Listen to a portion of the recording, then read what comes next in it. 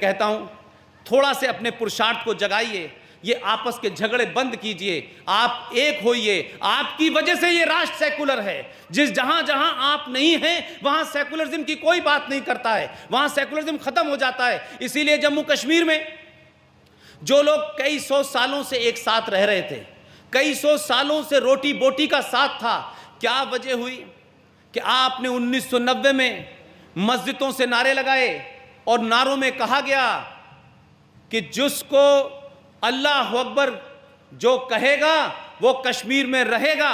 और उसके बाद रात के अंधेरे में उस जम्मू कश्मीर में वैली में, श्रीनगर से लेके बारामूला में, इन तमाम जगह लोगों ने हथियारों से अपने उन पड़ोसियों को मार दिया जिनके साथ वो कई हजार साल से रह रहे थे। तो आखिर 1000 साल की भाई भाई की दोस्ती, 1000 साल की गंगा जमुना की तहजीब, 1000 साल का ये दोस्ताना, 1000 साल का ये सेकुलरिज्म काम नहीं आया।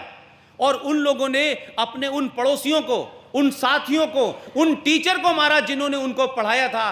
तो मैं ये पूछ रहा हूं कि जिस दिन कश्मीर से 3.5 लाख कश्मीरी पंडितों को निकाला गया, हत्याएं की गई, रेप की गई और ऐसे ऐसे हत्याएं हुई कि टपरू को मारा और उनकी लाश को चौराहे पर रख दिया, और जिन लोगों ने मारा उन्होंने मोटरसाइकिल से चक्कर लगाया और अनाउंस किया कि कोई भी इसको पानी नहीं देगा, कोई भी इसको कपड़ा नहीं देगा। लेकिन जिन लोगों ने टपरू साहब को मारा, जिन्होंने भारत के 3.5 लाख कश्मीरी हिंदू पंडितों को मार के भगाया, उनकी बहन बेटियों के साथ रेप किया, वो तो कपड़ा और पानी देने की बात कर रहे थे। उसके बावजूद भी हमारी सरकारें आती हैं, कोई 50,000 करोड़ रुपया देता है, कोई 80,000 करोड़ रुपया देता है, कोई कहता है ये भटके हुए लोग हैं, कोई कहता है ये मासूम लोग हैं, कोई पत्थरबाजों को कहता है इनको नौकरी नहीं है। तो ये जो मक्कारी और मुनाफकत है, ये झूठ और फरेब है, ये शायद इसलिए चल रहा है कि आप ये नहीं पूछते सरकारों से कि सेना का हर तीसरा या चौथा आदमी हर दूसरे या तीसरे दिन सेना के 2 या 3 लोग कश्मीर में मरते हैं। सेना को जब पत्थरबाज मारते हैं तो पूरे देश का मनोबल गिरता है। आप नहीं पूछते सत्ता में कौन बैठा है नहीं बैठा, ये महत्वपूर्ण नहीं है मेरे लिए। आप पूछिए, मैं टैक्स देता हूं, इस टैक्स से इस देश के लोगों को बिजली है, पानी है, सड़क है, इसका इंतजाम होना चाहिए। आखिर क्या वजह है कि मेरे टैक्स के पैसे से इस देश के तोड़ने वाली ताकतों को सरकारें क्यों पैसा देती हैं? यह पैसा बंद होना चाहिए। ये क्यों पैसा दिया जाएगा? एक वो बदमाश है जिसके गाने में मैं नाम अभी सुन रहा था जब आप लोग चल रहे थे, सैयद शाह गिलानी का नाम सुना है आप लोगों ने? कौन है ये बदमाश? सैयद शाह गिलानी जम्मू कश्मीर विधानसभा का एमएलए रह चुका है।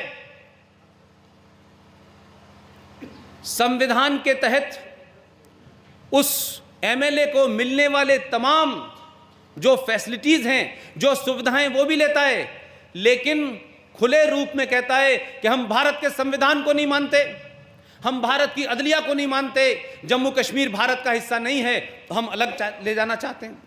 आखिर क्या वजह है कि उस हुर्रियत के 16 लोगों को 100 करोड़ रुपया भारत सरकार खर्च करती है उनके ऊपर कि वो कहां जाएंगे, कैसे जाएंगे, क्या खाएंगे, उनकी सुरक्षा पे, उनके खाने पे, उनकी दवाई पे, उनके चलने के पेट्रोल पे। ये 100 करोड़ रुपया मेरा और आपका है। हमने अपना टैक्स इस देश के तोड़ने वालों को दिया है क्या? क्या इस टैक्स से देश में सारे काम होने चाहिए वो नहीं होंगे क्या? आखिर हम किस वजह से ठोड़ियों में हाथ डाल के कहते हैं कि नहीं जम्मू कश्मीर अभिन्न अंग है, कश्मीर में आप रहिए, आप ये भी ले लीजिए, आप ये भी ले लीजिए। और विडंबना इस देश में देखिए कैसी है। आप सबने ऊधम सिंह का नाम सुना है? सुना है ऊधम सिंह का नाम कि नहीं? ये वो शख्स था जिसने प्रिवी काउंसिल लंदन में जाकर के उस आदमी को खुलेआम जाके गोली मारी जो जलियांवाले कांड का हीरो था। और गोली मारने के लिए ऊधम सिंह भागा नहीं, उसने कहा मैंने अपना काम कर दिया, आप मुझे गिरफ्तार कर लीजिए। आपने ऐसे बहादुर पैदा किए।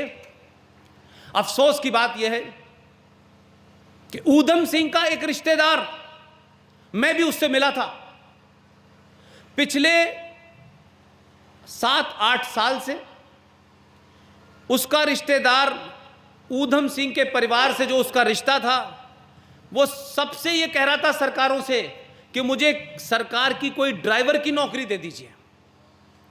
भारत की सरकार पंजाब की सरकार और देश के 20 राज्यों की सरकार ने इस बात का संज्ञान नहीं लिया कि ये उस खानदान का वारिस है जिसने अंग्रेज को जाकर के उसके घर में मारा और ईमानदारी से अपने आप को गिरफ्तार कराया। आप यकीन मानिए मुझे उस दिन बहुत दुख हुआ, क्योंकि ये खबर आप तक नहीं आती है। उस ऊधम सिंह के रिश्तेदार ने 2 साल पहले नौकरी नहीं मिली, गरीबी के कारण आत्महत्या कर ली। इस देश में किसी नेता का पसीना माथे से नहीं गिरा, किसी को दुख नहीं हुआ, लेकिन उसी जम्मू कश्मीर में सलाउद्दीन का नाम सुना होगा आपने, सैयद सलाउद्दीन।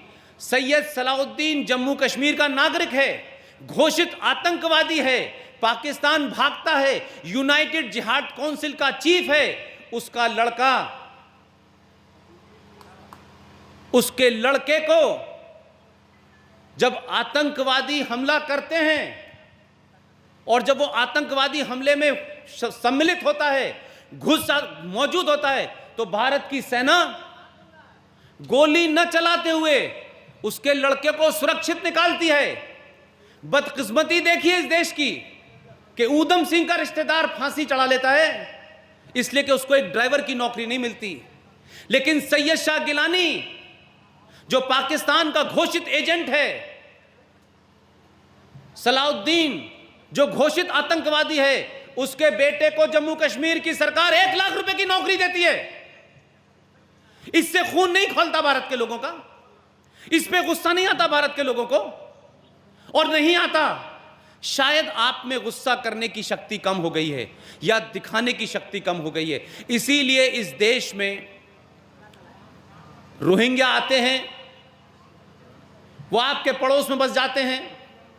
ये जो घटना हुई है ये भी उसी कारणों से हुई है कि आप सोते रहते हैं, आपको लगता है ये फला का जिम्मेदारी है, ये फला की जिम्मेदारी है। आप ये मानिए कि आपको कोई देखे या न देखे, हर इंडिविजुअल की जिम्मेदारी है कि मेरे पड़ोस में कौन रहने आया है, ये कौन लोग हैं जो आज मासूमियत से आपके बीच में बैठे हुए हैं, ये कौन लोग हैं कि जिनकी गिनती 30% होती है, वहाँ सेकुलरिज्म धराशायी हो जाता है, वहाँ फिर इस्लाम की हुकूमत नाफिज करने की बात शुरू हो जाती है।